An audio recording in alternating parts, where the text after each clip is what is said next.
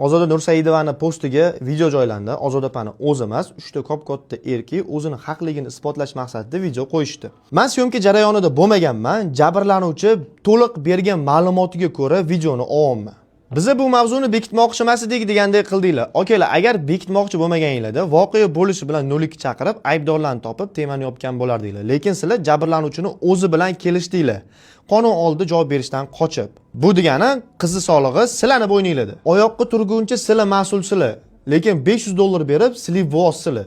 Normal joyda operatsiya qilinmagani uchun bitta oyog'i 7 sm kalta bo'lib qoldi. Uje u nogiron, homilador bo'la olmaydi. Qolgan hayotini o'zi xohlagandek o'tkaza olmaydi. Bunga sizlar sababchisizlar. Bo'lgan voqealarni baxtsiz hodisa deymiz do'stlar.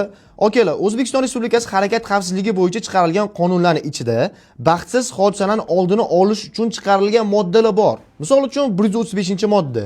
Ya'ni voyaga yetmagan hamda pravasi yo'q insonlar mashina haydashi mumkin emas. Oddiy remen taqmasak qanaqa shtraf keladi? Sizlar pravasi yo'q bo'lgan insonni rulga o'tkazyapsizlar. Hurmatli rejissyor Doniyor Rajabov, sizni aybingiz voyaga yetmagan, pravasi yo'q Sevinch Ma'rufovani rulga o'tkazganingiz. Rulda bo'lgan qizi aytishi bo'yicha, rejissyor gazni bos dedi, men bosdim deyapti.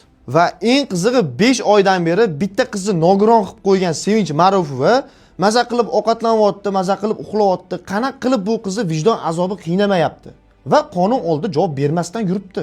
Qilgan videolarda bir necha marta Ozoda opani aybi yo'q deb qaltirab gapirdinglar.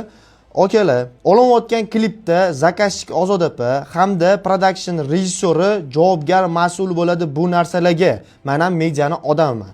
Mana, Ozoda Nursaidova, sizga odamgarchilik yuzasidan bitta savol. 5 oy bo'ldi mana shu voqeaga. Odamgarchilik yuzasidan mana shu meni klipimda bo'ldi-yu deb qizdan hol ahvol so'ragani, ko'rgani bordingizmi?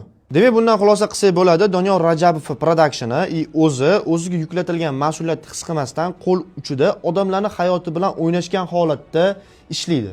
Jabrlanuvchi bizdan uy so'rayapti, duosilar. Oka, qonuniy javob berishdan qochib, o'zi bilan kelishamiz deb solig'ini bo'yninglarga oldinglarmi? Shahar so'rashga ham haqqi bor. Qilib berishinglar kerak. Chunki sizlar bitta klip deb bitta odamning hayotini barbod qilib tashladinglar. Ozoda opani istoriyalarida ko'rib qoldim. Blogerlar bu narsani PR prosmotr uchun qilyapti do'stlar. Qaysi miya bilan gapiryapsizlar men bilmadim. Ozoda Nursaidovaning orqasidan ishlangan PRga men tupurganman. O'zimga yarasha kuzatuvchilarim bor, hurmat qiladigan insonlar yetarlicha. Sabrina bitta klip deb qanaqa azoblanganini ko'rdim va unga qilinayotgan nohaqlikka chidolmasdan videoni olyapman.